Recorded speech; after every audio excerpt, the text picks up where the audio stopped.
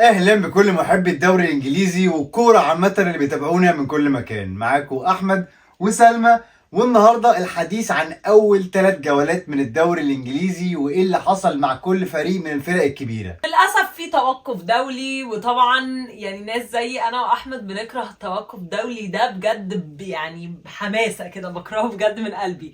بس قلنا نعمل لكم كده كام حلقة. أحمد قال كلمة جولات وإحنا بنخاف نقول كلمة جولات لا تفتكروها فانتسي، فما تقلقوش الحلقة دي مش فانتسي. هنتكلم عامة عن الفرق وإيه أهم حاجة خدنا بالنا منها من كل فريق لحد دلوقتي. هنتكلم عن اكتر حاجات الناس بتتكلم عنها الايام دي وفي كل الماتشات، فاستنوا وشوفوا. فما تنسوش تعملوا لايك وشير وسبسكرايب. نفسنا نوصل ل 60,000 وقربنا قوي قوي قوي. شكرا لكل اللي عملوا لايك الحلقه اللي فاتت لما قلت لكم ان هو بيساعدنا في الالجوريزم. كميه ناس دخلت عملت كومنت بس عشان تساعدنا، فميرسي قوي. يلا بينا نبدا على طول.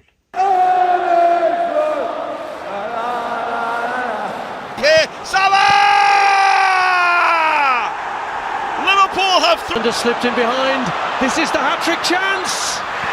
بماتش يونايتد ضد ليفربول، وهو كان قمة الجولة دي. وطبعا معرفش الناس كانت متوقعة ولا لأ، بس أنا ما كنتش متوقعة إن الماتش هيخلص بالطريقة دي. يعني توقعت إن ليفربول تكسب، بس ما كنتش متخيلة إن الماتش هيبقى 3-0.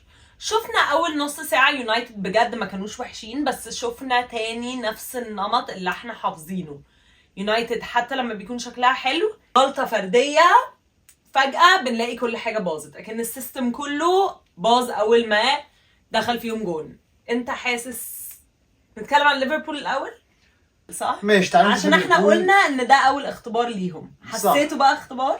بصراحه لا. يعني ده هيرجعنا يونايتد، بس خلينا نمسك ليفربول الاول. ليفربول الصراحه لسه ما شفناش الاختبار الجامد، بس يحسب لهم طبعا اللي هم عاملينه. 3 ماتشات 9 نقط، جايبين 7 اجوان، ما دخلش فيهم ولا جون، 3 كلين شيتس، منهم ماتش في الاولد ترافورد اواي. حتى لو الماتش ده في اخر فتره هم بيكسبوه، بس يعتبر برضو على الورق ماتش مش كلين شيت و3-0. يعني طبعا خلص 7 قبل كده وخلص ارقام كبيره قبل كده، بس يعني توقعنا ان يكون في نديه شويه. بس نمسك ليفربول، لا الصراحه كل الفريق عامل اللي عليه وزياده. وانا عايز امسك شويه ارن سلوت، لان احنا لو فاكرين قبل الموسم ما يبدا قلنا ان الفريق هو والفريق ما اتغيرش، ودي ميزه. ما جاش اضافات زياده دعمت الفريق، بس لحد ما الفريق ماسك نفسه طول ما مفيش اصابات، ودي هنتكلم عنها كمان شويه.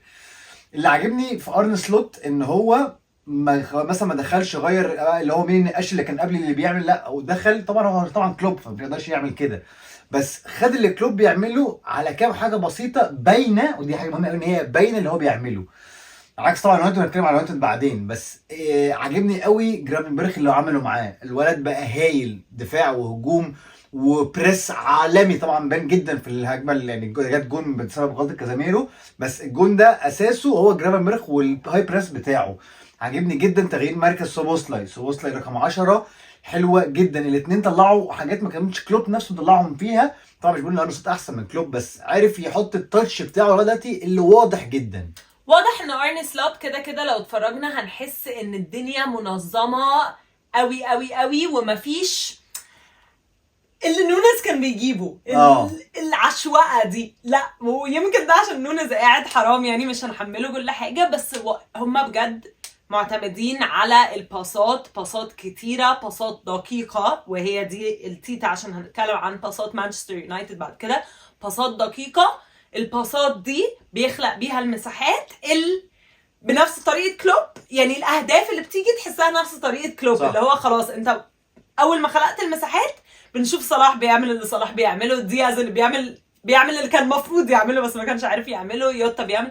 بس البيلد اب والطريقه بتاعت روبرتسون وارنولد، يعني احنا كنا بنشوف ده من ارنولد شويه يمكن، بس دلوقتي بقينا بنشوف روبرتسون كمان بيخش لجوه، والوينجرز متطرفه قوي قوي قوي. اول ما يدخل لهم المساحات بيدوهم الباسات، فالدنيا واضحه. زي ما بتقول لسه يعني في حاجات لمسات الراجل ده باينه. 3 ماتشات ولسه ما اختبرناش، بس على الاقل شغله باين. في مثلا نمط باين قوي ان انا اسف ان فان دايك وكوناتي بيهدوا على الكوره لغايه ما يلاقوا البصل المظبوطه نص ملعب، سواء ماكاليستر وبالتحديد ماكاليستر. لو خدتوا بالكم عملها في الماتش بتاع 3 مرات من لمسه واحده، بيكون مطلع يا صلاح يا يوتا يا الدياز ايا كان مين فيهم اللي صائد، من لمسه واحده بتعمل تحول سريع هي بيلخبط دي اللي اي كنت عايزه دفاع. اقولها، عشان هي دي الصياعه، وهي دي اللي كنا بنتكلم عنها الموسم اللي فات في ارسنال، وكنا بنتكلم عنها في كذا فريق، ان انت توازن ما بين اللعب الشورت باسز ابقى مركز فتبقى دقيقه، والفاست بريكس التحولات السريعه اللي انت كنت بتقول عليها دي مش اسهل حاجه، ومش بنلاقي مدربين كتير عارفين يعملوا التوازن ما بين الحاجتين دول، فدي حاجه تتحسب جدا لارني سلوت.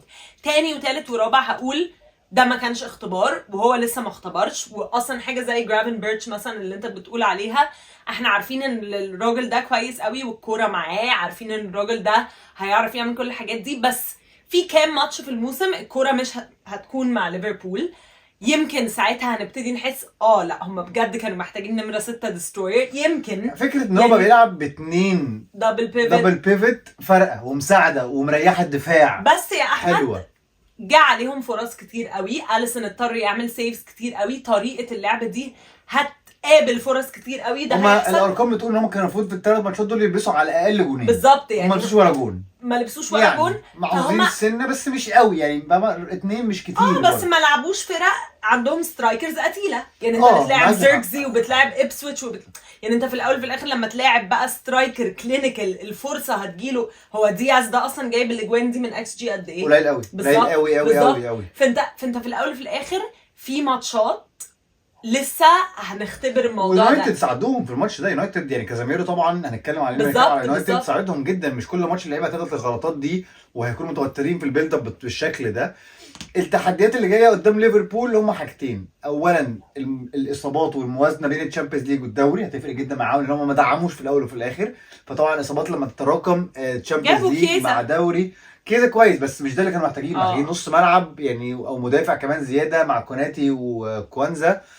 الحاجه الثانيه هي عقود ارنولد، فان دايك، صلاح، الثلاث لعيبه دول عقودهم بتخلص. انا حاسه ان الموضوع ده مش هيبقى ازمه الا لو ليفربول وقعوا، لو ليفربول فضلوا ماشيين كويس هنقعد نشوف اللعيبه دي بتطلع تقول انا مبسوط اني بلعب مش عارفه ايه، وهيتكلموا في الموضوع بس ده على بعدين. اخر الموسم اللعيبه دي تبقى عايز تعرف هم هيعملوا ايه يعني. لا هيتكلموا معاهم بس لسه شويه قاعدين يعني ماشيين رايحين، حاسه هيبقوا لسه عايزين يشوفوا الموسم ده هيبقى شكله عامل ازاي، هم مع ارني سلوت التناغم والكده، فدي تناغم فدي حاسه ان لسه فيها. عايزه اقول صلاح يعني بجد عارف يحول طريقه لعبه طول الوقت، يعني احنا قلنا ان هو هيبقى متطرف قوي فمش هيكون بيجيب الاهداف دي، عارف ان هو يكون اسيست من ساعه ما صلاح جه الدوري، وهو تاني اكتر واحد عامل اسيستات بعد دي بروين، ومعوش ضربات ثابته، او كان معاه بس دلوقتي بقى له حبه حلوين معوش ضربات ثابته، فدي حاجه معوش عمره كان معاه ضربات ثابته يعني ممكن بيلمسها لارنولد مثلا يعني ماشي، بس تتحسب كاسيست ساعات فانتسي مش في الحقيقه ما تتحسبش اسيست يعني.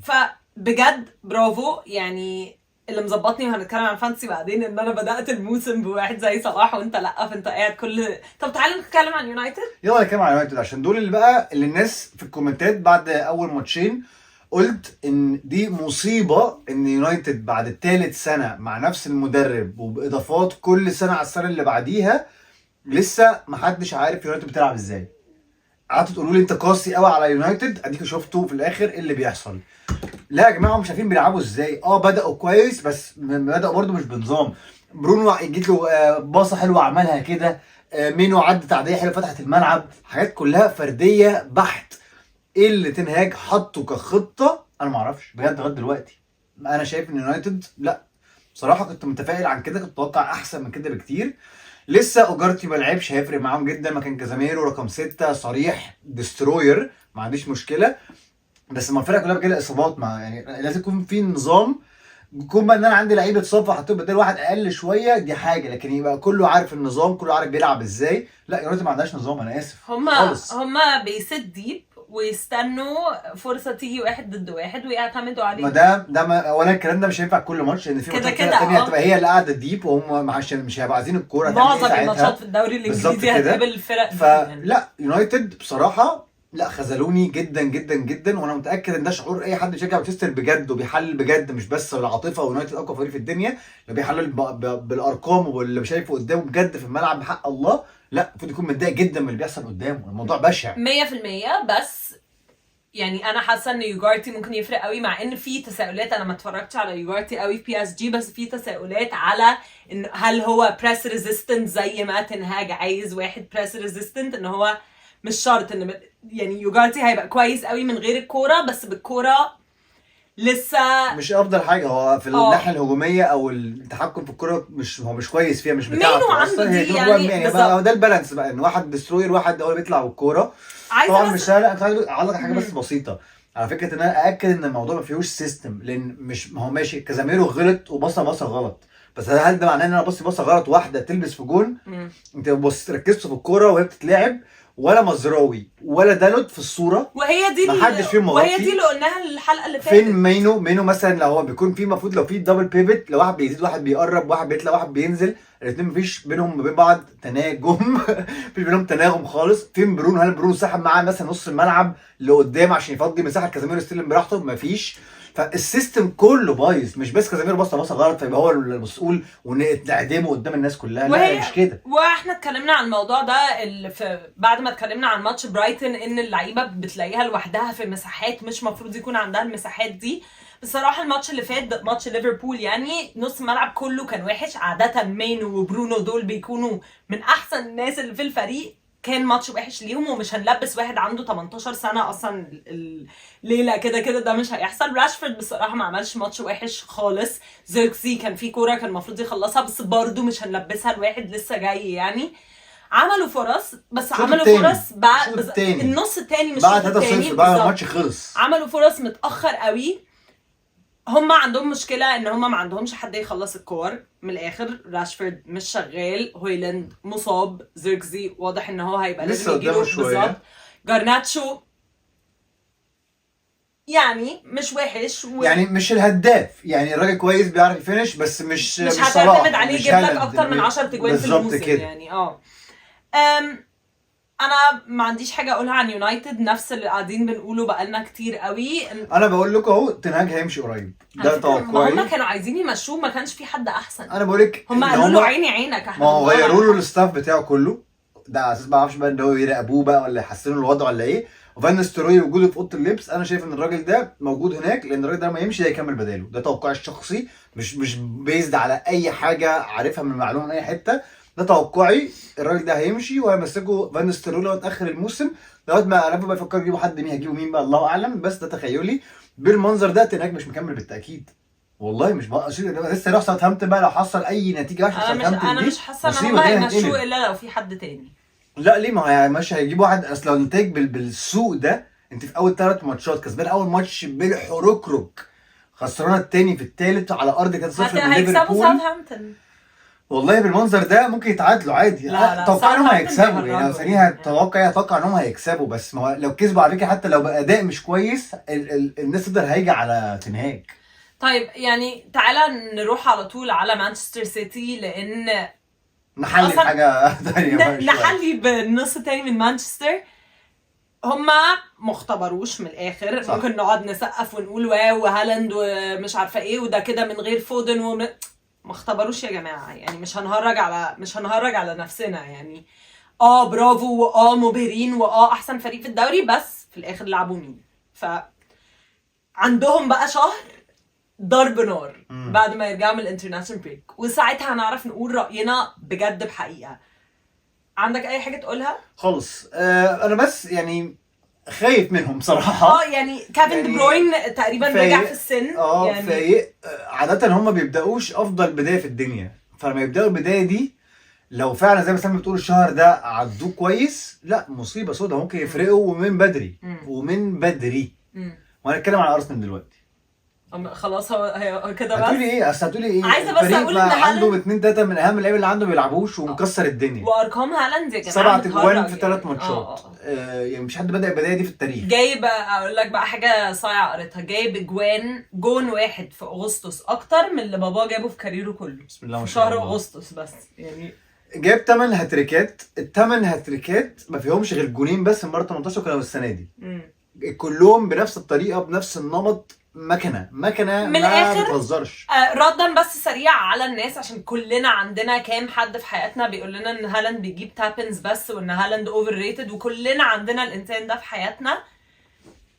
هالاند طريقه لعبه، وانا مش عارفه انا ليه اصلا محتاجه اقول ده، عشان بتهيألي سترايكرز التقليديين طول عمرهم كانوا كده. هو طريقه لعبه هو مش هيحتاج، ولا جوارديولا عايزه، ولا هو عايز يبقى انفولد في البيلد اب. يعني مفيش اي سبب.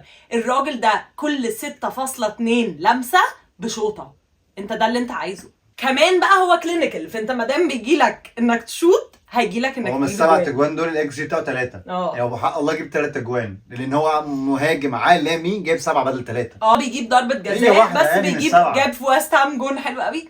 مش هنتكلم عن هالاند كتير، واللي بيقول انه تابنز يعمل زيها يعني سهله. طيب انت عايز نتكلم عن ارسنال؟ طيب نتكلم عن الغريم بقى بتاع السيتي دلوقتي، ونخش على ارسنال. تعالى نمسك مبدئيا كده سريعا، نمسك الكارت الاحمر عشان طبعا الناس كلها بتتكلم عنه دلوقتي. انت حاسه ايه؟ انت قلت على انستجرام انت احساسك ايه، بس ممكن تقولي اكتر مع اليوتيوبرز حبايبنا. انا بصراحه شايفه اني متضايقه قوي ان الكارت الاحمر ده حصل، لان انا كنت متحمسه للماتش ده قوي، وكنت حاسه ان ماتش ارسنال وبرايتون هيبقى ماتش حلو قوي. اخر الكارت الاحمر بوظ الماتش. يعني خلاص كده كده توقعت ان داكلين رايس عدم وجوده هيفرق، بس ما توقعتش قوي كده بصراحه. يعني هو فوقني كده. هو برايتون عاشوا بقى بعد ما ارسنال بقى عندهم 10 لعيبه، بس برضو مش هعرف احكم. ما انت حتى لو مش داكلين رايس هيبقى عندك 11 لعيب مش 10. ف كارت اصفر ولا لا؟ هو كارت اصفر على حسب القانون، ومتقال، واصلا القانون ده جديد، وواضح ان هو متقال للعيبه من اول الموسم لو عملت كده هتاخد انذار. عشان كده لما اللعيبه طلعت تتكلم زي داكلين رايس ما وحشه اصلا.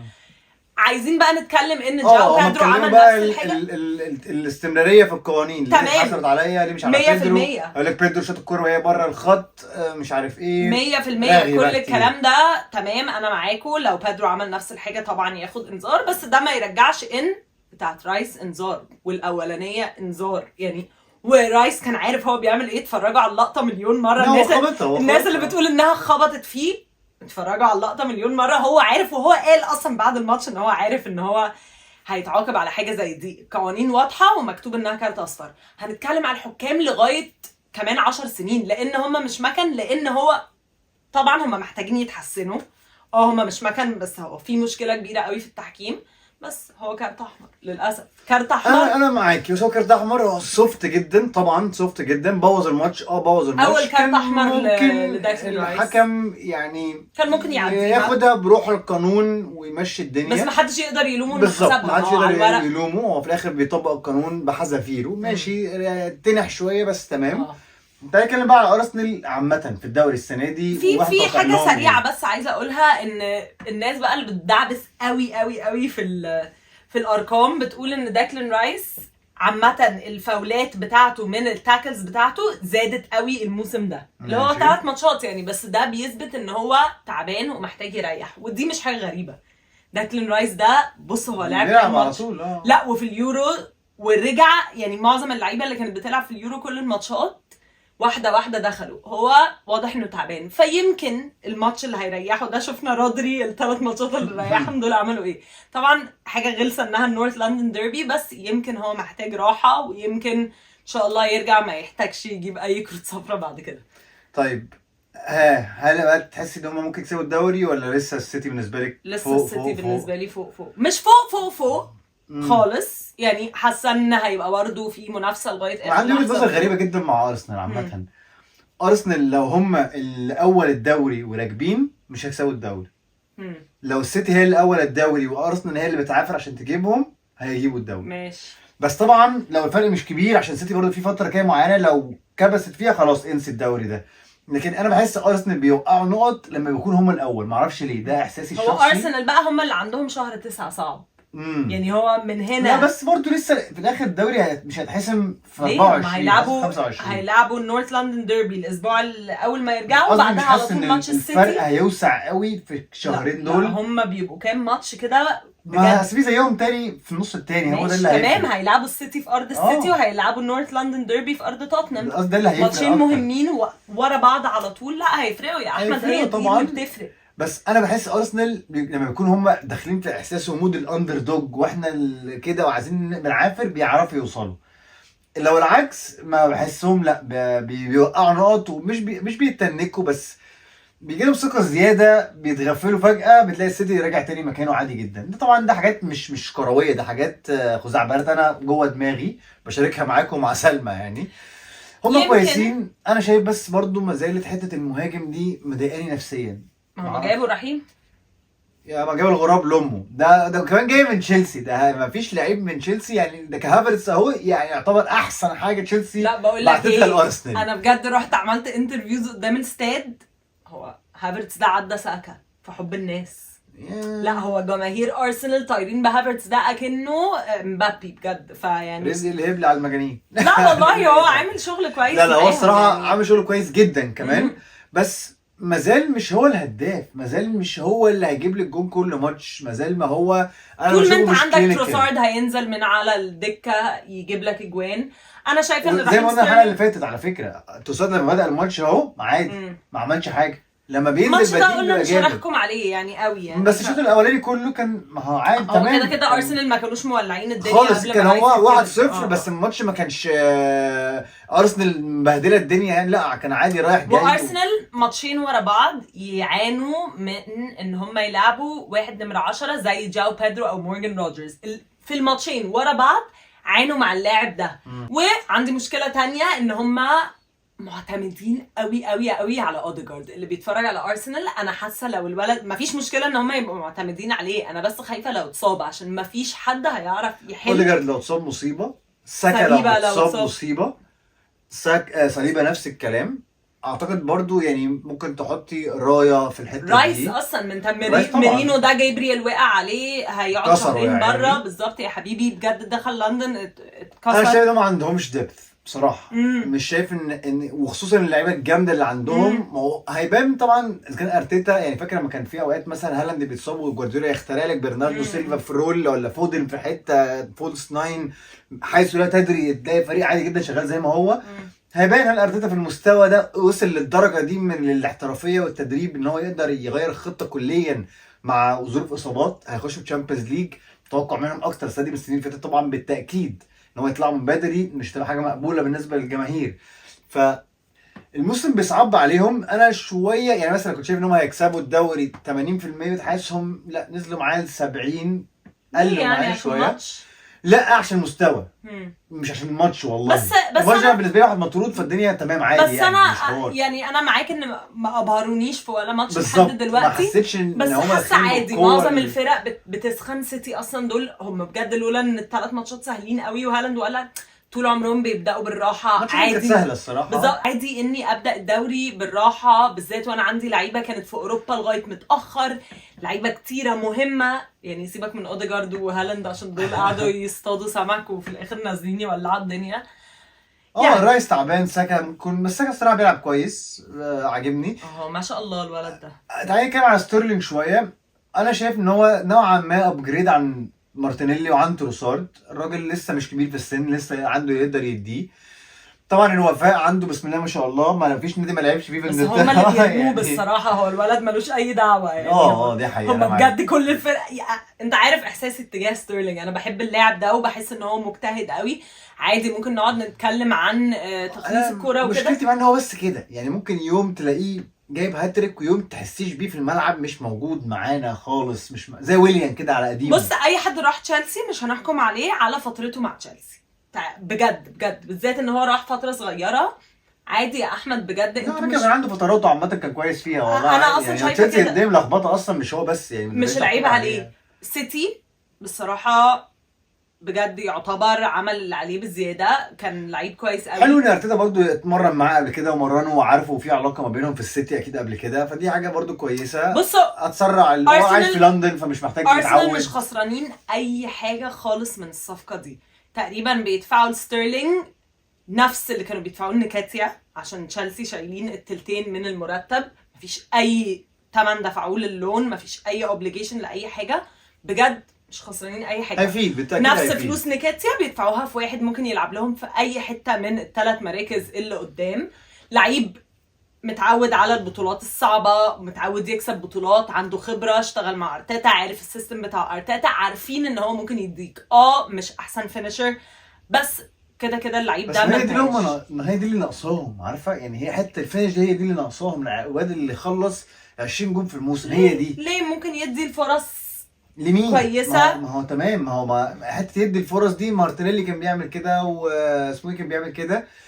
ده افضل سنه، حكم الخبره وحكم تواجده في الدوري يعمل بقاله مساحات كتير. كده لساكا بدل ما يعني وقفوا مارتينيلي اتنين لو على فايق ساكا. الفرق ما بينهم مش كبير. ماشي، فاهم قصدي؟ ومارتينيلي وهو قصدي فايق مش ده اللي محتاجينه في الاخر. مارتينيلي وهو فايق كان بيساعد ارسنال قوي طبعاً. حتى وهو ما بيجيبش جوان. بس انا شايف كان لازم يشتري والله مهاجم، كان عشان لازم انت يشتري لما مهاجم. توقف اتنين على ساكا كل ماتش انت بتموت الولد. انا ما انت- زلت شايف ان كان لازم يشتري مهاجم، كان لازم يجيبوا مهاجم باي طريقه. ما كانش موجود يا احمد. ليه ما توني واوسمان والناس ما اللي في الاثنين السوق دي دول كلها؟ هيموتوا على فلوس ما اعرفش مش هيموت. اوسمان قاعد اهو في بيتهم ما راحش في حته واتنال على عينه. تاني ارسنال كان عرض رقم كويس لتوني كانوا خدوه. توني بتاعي انه اصلا متضايق ان هو راح السعوديه، مش عشان حاجه في السعوديه، هو كان عايز يكمل في الدوري الانجليزي.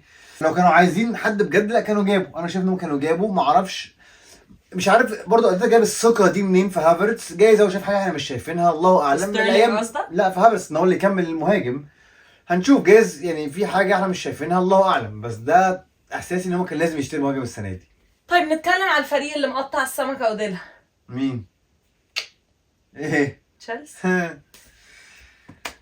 والله انا ما اتضايقتش قوي ماتش كريستال بالاس، اتضايقت في وقتها، بس لما هديت عادي، مش مستغرب. احنا اصلا عندنا مشكله عملاقه مع الفرق اللي بتعمل لو بلوك، وكريستال بالاس بقى كمان عملوا الحاجه اللي احنا كنا بنعملها زمان ايام توخيل، وبسم الله اتنين المان عارفه يعملوا نفس الحركه الواطيه. ان ماريسكا بيلعب ازاي؟ بيوسع الوينجات قوي، مدرك او مدويكي ماسك ناحيه والناحيه الثانيه نيتو ماسك ناحيه، فاتحين الملعب قوي عشان يعملوا الهاف سبيس اللي بين السنتر باك والرايت باك او الليفت باك على حسب انت داخل من اي ناحيه في الماتش. طبعا اوليفر جلازنر لان هو مدرب فاهم، ما بداش افضل بدايه بس مدرب فاهم وعنده تاكتكس كويسه جدا، راح لعب خمسه دي قفلت لك. ده كان بيعمله مين؟ كان بيعمله توخيل مع جوارديولا. فاكرين الثلاث ماتشات اللي ورا بعض اللي تشيلسي كسب فيها السيتي منهم طبعا فاينل تشامبيونز ليج طبعا كان بنفس الطريقه دي، وجوارديولا اتكلم عنها. هتلاقي انترفيو كامل عن الحوار ده. قال لك تشيلسي بتلعب بخمسه وقدامهم اتنين ميد فيلدرز قافلين كل الهاف سبيسز. احنا بنعاني. انا اصلا هفتح مساحه هعمل ايه؟ مش عارف افتح مساحه كل في حته واقف فيها مكان. لو بيبقى عندك بقى كمان لعيبه تعرف تضربني في الكاونتر اتاكس، مصيبه صعبه يعني، مصيبه صعبه من الناحيه الثانيه. ده اللي عمله جلازنر بالظبط مع تشيلسي. انا ما عجبنيش تعامل ماريسكا قوي في بقيه الماتش، خصوصا بعد ما لبسنا الجون. حق ربنا انتوا كنتوا المفروض تبقوا كسبانين اكتر من 1-0 اول شوط. وعلى فكره حتى بعد ما جابوا الجون عرفنا نعمل، وكان ده قاله ماريسكا في المؤتمر الصحفي. قال لك لما بتلعب لو بلوك بتبقى المشكله انك تخلق فرص، لكن لما تخلق فرص ما تجيبهاش ساعتها بقى بيبقى يعني عيب على السترايك. يوم مش يومك او يعني مش يومك من الاخر. جاكسون كان عنده فرصه في الشوط الثاني خلصنا، كان عنده فرصتين تقريبا يخلصنا. فيليكس جات له واحده مش اسهل حاجه، بس برضو كانوا يقدروا يخلصوا احسن من كده. والاكس جي كان على فكره مادويكي برضو جات له فرصه اسهل بكتير قوي من بتاع الماتش اللي قبله. بالمر ومادويكي جالهم نفس الفرصه بتعدي جنب العارضه بلحظه، وشال واحده. هندرسون شال واحده من مادويكي الشوط الاولاني. بصراحه هندرسون عمل ماتش حلو قوي، حاجه قلب نوير فجاه يعني قدامنا. كويس عشان عندنا في الفانتسي يعني هندرسون عمل ماتش كويس قوي. تعالى نتكلم عن تشيلسي عامه، عشان كل الناس بتتريق على تشيلسي وها ومضوا مع معرفش مين ومعرفش مين. لما بصيت بعد ما الترانسفير ويندو قفل وكل حاجه قفلت، لما بصيت على السكواد بتاعكم مش حاسه انها نكته زي ما الناس كانت قاعده تعمل. يعني كده الناس بتأفور. عندي مشكله في المهاجم دي، حاساها غريبه شويه، بالذات ان هو نيكولاس جاكسون مضى عقد تقريبا لغايه 2050 بالظبط. عقد مدى مفتوح، عارف اللي هو مفتوح مدى بجد الموضوع بيضحك بجد. بتمضوا عقود 9 سنين ليه؟ ما تفهميش، انا الحوار ده مش فاهمه. الحوار ده على فكره يا اما هيطلع حاجه ذكيه جدا من الاداره مش فاهمينها، يا اما هيطلع حاجه مصيبه سودا على دماغ تشيلسي وهتنزل درجه ثانيه. يعني عارفه يعني ما لهاش حل وسط. تعالى نتكلم عن سانشو، لان انا في حاجه حاسس ان هي لو ظبطت هتبقى جامده قوي. لان واضح ان مادويكي، وده اللي قلته في الحلقه بتاعت مين احسن 11؟ احسن 11 ما هي دي الفكره، ان انت لسه هو حاطط ايده تقريبا على 9 منهم، ودي حاجه عملهاش بوشيتينو في تقريبا نص الموسم الاولاني كله. مين التسعه؟ خلاص مراتي فوفانا وكورويل ثابتين. ماشي. على اليمين مالو جوستو، على الشمال كوكوريا. ريس جيمس سليم. ريس جيمس ساعتها هنشوفها، بس دي يعني حاجه بتشوفها كل يعني مع خسوف الشمس يعني. عندك انزو كايسيدو بالمر الثلاثه مع بعض. لسه لافيا لما يرجع برضه ده كان هنشوف. سؤالي. ده عادي هيريح انزو شويه على فكره ساعات، عشان انزو ساعات ما بيبقاش في اوقات. كايسيدو برضه يبقى عايز ساعات، كايسيدو بجد يبقى تعبان بجد. كايسيدو كان بيلعب كل الماتشات، حتى ماتش ضد سيرفيت كايسيدو بيلعب. فكايسيدو ساعات بيبقى عايز يريح عشان يديك افضل ما عنده. وعلى فكره كايسيدو عمل ماتش حلو جدا الماتش اللي فات ده تقريبا بجد. كريستال بالاس الماتش كله شوطين، هم شوطين منهم واحد جاب جول، فطبعا ده كان حاجه تحسب لكايسيدو، كان مانع كتير قوي على الدفاع. بالمر دي بقى الحته اللي فيها لخبطه بالمر على الوينج ولا لا بالمر 10 زي ما هو بالظبط. قدام عندك جاكسون. دي بقى الحته اللي اتكلم عليها. مدويكي على اليمين لو مش هيبقى كونسيستنت وهيدي اداء 100 انا مش شايف هيبقى ان افضل consistent. حاجه تودي نيتو على اليمين مكان اللي هو بيحبه، وتلعبي سانشو على الشمال. كده كده مودريك انا اسف مش معايا في التوب 11 كده كده في تشيلسي. ماشي. نيتو على الشمال، نيتو على اليمين، سانشو على الشمال. بس مش حاسس ان انت معتمد على ناس مش كونسيستنت. نيتو مش كونسيستنت بسبب الاصابات. ماشي، ما هو انت في الاول وفي الاخر انت هتاخدها باكج. هو لو مصاب مش بيدوك هديه يعني ويقولوا لك خلاص هنديك جونين. ماشي. هو مصاب او مش كونسيستنت الاثنين بالنسبه لي حاجه مقلقه كمدرب. ما هو مدويكي ده السيزون اللي المفروض يثبت فيه نفسه، يعني ده السيزون اللي هنشوف بقى بجد الواد ده يستاهل ولا. الواد ده جاب هاتريك، المنتخب خده، انجلترا مش عارفه ايه. على فكره هو ما عملش ماتش وحش، يعني الجول اللي احنا جبناه كان بسبب مدويكي. لا ما عملش ماتش وحش خالص. بس في الاخر انت بتحكم على واحد كاريره كله بعدين لاعب وولفرهامبتون. قصدي ما نجيش عليه ان هو خالص. الماتش انا ده على فكره فاهم انا قصدي؟ بشوفه لعيب كويس واصلا من قبل كده، وانا اصلا كنت عايزه اجيبه فانتسي من الاول ليه خالص. متوقعه له ان هو ليه متوقعلوش ان هو ممكن الموسم ده يثبت نفسه؟ حاسه ان ممكن طبعا، بس ما حاساه هيبقى احسن ان هو اللي يبقى بيعافر على مكانه. مش ما هو دلوقتي انت طبعا عارف على مكانه، وده اللي ماريسكا بيعمله. ومدرك الماتش فات لعب انت الماتش ده قلته في اول 11 احسن 11 احسن 11. لو كنت قلت لكم لو كونسيستنت هي الحته دي اللي هي تبقى تريكي شويه، لان انت عندك بقى بره نكونك موجود، فيكس موجود، مدرك ده موجود. خلاص يعني. ما افضل 11. ايوه انت دلوقتي جاو فيليكس، نكونكو، بالمر. ما هو انت دلوقتي هتلعبي في ماتشات كتيره بقى، فانت عندك اوقات عادي جدا تريحي ناس. الثلاثه دول انت حاسس ان هم بجد يقعدوا دكه؟ لا بس لو انت ناويه تكوني فريق كبير طبيعي يكون في ناس جامده على الدكه زي ما السيتي بس انت ما خلصتش زي رابع الموسم اللي فات، فانت على اساس ماشي. ايه عندك واحد زي نكونكو وجاو فيليكس على الدكه؟ ما هو خلي بالك، ما هو نكونكو ممكن في اوقات لو الدنيا مش ماشيه مع سانشو لما يلعب ولسه هتفرج عليه اكتر جايز هو يمسك الجبهه الشمال دي وماريسكا يوظفه في التوظيف اللي هو عايزه. هنشوف. جايز على فكره ينزل مكان جاكسون. انا بس مش فاهمه اللعيبه دي موافقه ليه يعني. طبعا انا مش فاهم يعني جاو فيليكس ونكونكو بجد شايفين ان هم جايين نادي عشان يلعبوا ماتش سيرفيت يوم الخميس بالليل في سويسرا؟ لا ما انت برضو ما توطيش من تشيلسي قوي كده. انتوا في يعني. انتوا في الكونفرنس ليج يا احمد. ماشي شاف ايه السنه دي؟ ما لسه يا عم عندنا ممكن نلعب حاجات ثانيه. ايوه يعني انا بقى هتلاعب مين؟ انت شفت مجموعتك في الكونفرنس ليج يا حبيبتي السنه الجايه واللي بعديها. هو مش جاي، هو احنا ماضيين 8 سنين، هو جاي على السنه دي بس. انا قصدي انا كلاعب ليه اوافق؟ لا انا مشكلتي ان انا كلاعب رايح يعني في لعيبه مفهوم. يعني مثلا لو انا جبت دلوقتي ليفت باك انا عندي كوكوريا نافس معاه وتمام. لكن انا رايح وينج في 6 وينجات موجوده اصلا. ايوه هي دي اللي انا غريبة. لو جاب مهاجم ماشي عندي غير جاكسون نافس معاه الدنيا سهله. لكن انا مشكلتي مع الوينجات اللي بيروحوا. هي دي. والنمره 10 على فكره جايز هم بيراهنوا على نفسهم، هم شايفين ان هم افضل. جايز. فيليكس الصراحه الراجل كان مبسوط جدا في تشيلسي، فحابب يرجع تاني المكان اللي هو اتبسط فيه. وهو قال لك تشيلسي جابت تشيلسي بعد اول كام ماتش عمل عليه اغنيه مع سنين مع اتلتيكو مدريد مع لا مش كل لعيب بيكون ليه اغنيه على فكره عادي. يعني فيليكس لا فيليكس ما سمعتهاش بالصراحه. هو لعب 5 ماتشات. comes from Portugal هيت ارسنال. اوه هي جملتين يعني. لا والله ده بجد اغنيته بس يعني. بس لحق يكره ارسنال امتى؟ ما لا تشيلسي بقى ده جماهير تشيلسي هي اللي بتقول كده يعني.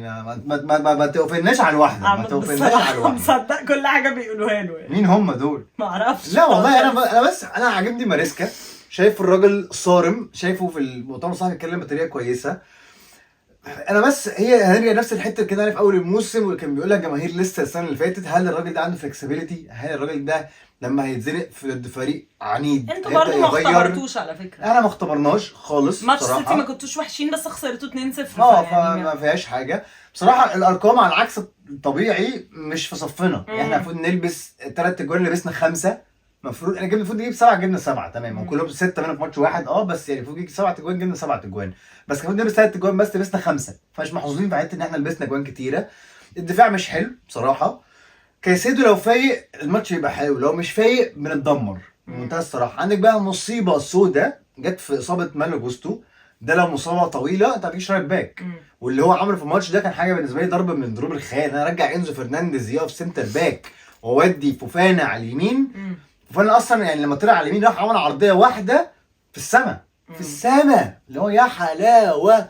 فطبعا دي مصيبه، الله اعلم هيعمل فيها ايه. بس جربناها كده ومش حلو. تمام يعني هو كده في انترناشونال بريك، فان شاء الله الموضوع دي مشكله، دي ممكن تبقى مشكله، لان مالو جوستو مفيد يا جماعه بطريقه مش طبيعيه هجوميا كمان. يعني الناحيه اليمين دي، الناحيه اليمين جوستو مع بالمر مع مدويكي بجد جابها حلوه قوي قوي قوي قوي.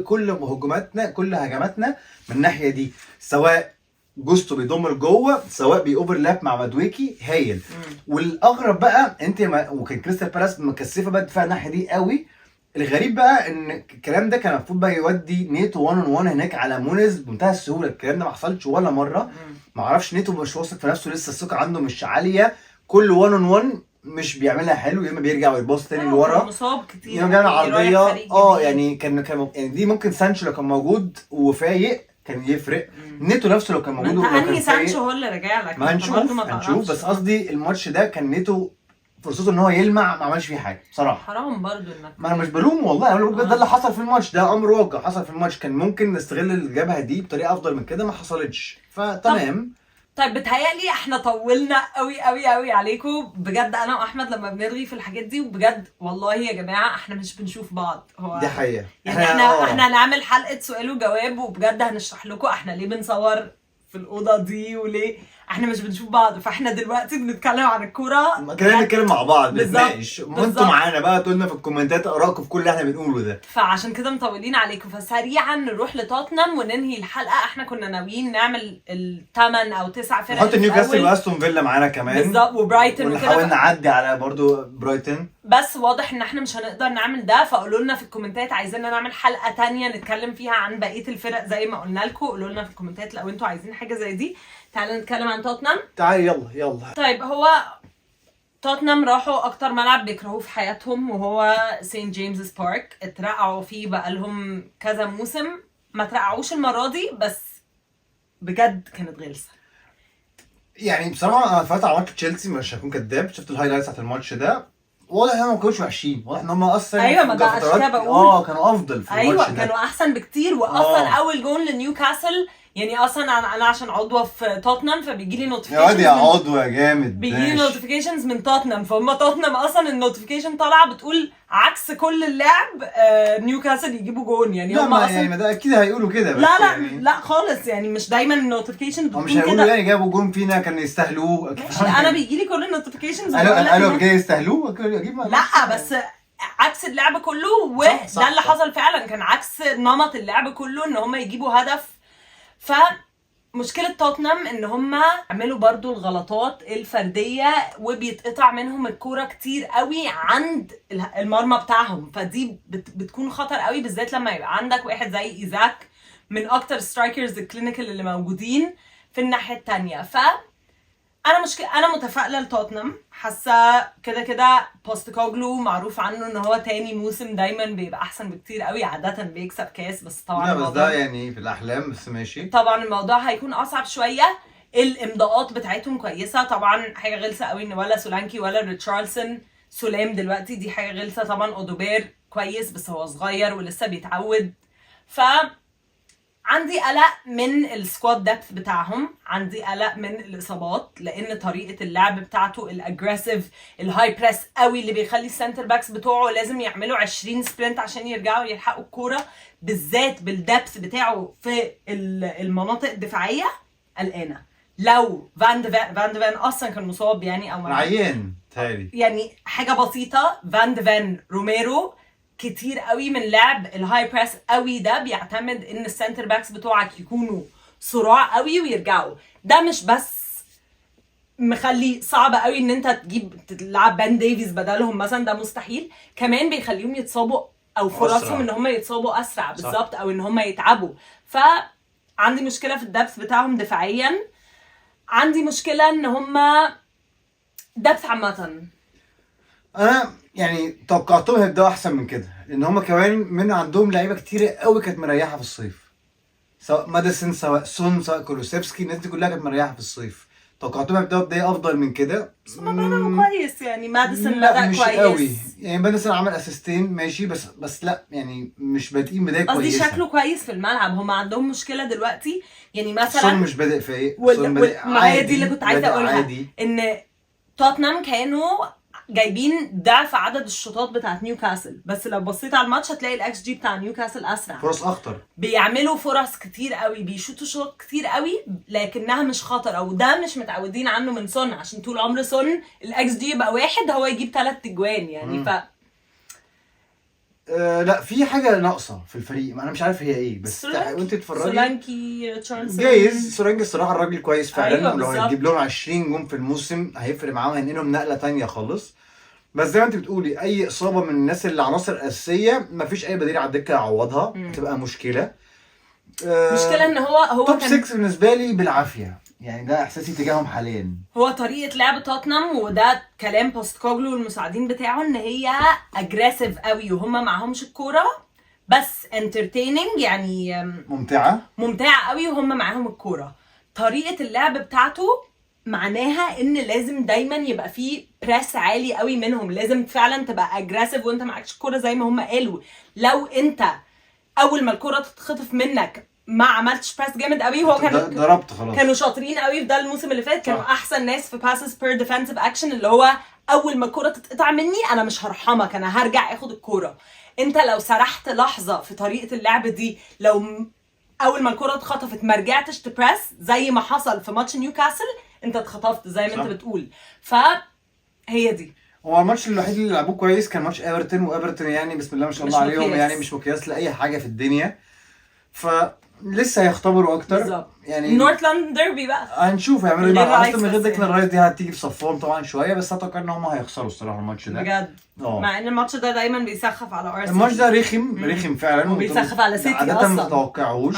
فهنشوف. بس انا مش عاجباني البدايه دلوقتي، اقدر اقول اعطيتها يعني توقعات منهم اكتر من كده. لا انا ما عنديش مشكله مع البدايه يعني، انا حاساها عاديه قوي يعني، بس لا ان شاء الله خير. وبس كده يا جماعه، ده كل اللي حصل في اول 3 جولات من الدوري الانجليزي مع التوب 6 التقليديين بتوعنا اللي احنا متعودين عليهم. قولوا لنا لو احنا عايزين نعمل حلقه تانية نتكلم على مثلا اهم بقى اللقطات اللي حصلت، ونضم معاها مثلا نتكلم على برايتون واستون فيلا ونيوكاسل، وكمان في فرق تانية زي مثلا بورنموث ونوتنجهام فورست، الاثنين دول ما خسروش ولا ماتش. نوتنجهام فورست من تاني اعلى فريق عند الاكس جي في الدوري، كسود يعني بسم الله ما شاء الله. في ارقام كده في الدوري برضه في اول 3 جولات غريبه. لو عايزين حلقه تانية نتكلم بعمق اكتر قولوا لنا في الكومنتات يا ريت. وما تنسوش تعملوا لايك وشير وسبسكرايب وتفتحوا جرس التنبيهات وتقولوا لنا دايما رايكم في الكومنتات، والله بنقراها كلها. نشوفكم على خير الحلقه الجايه ان شاء الله.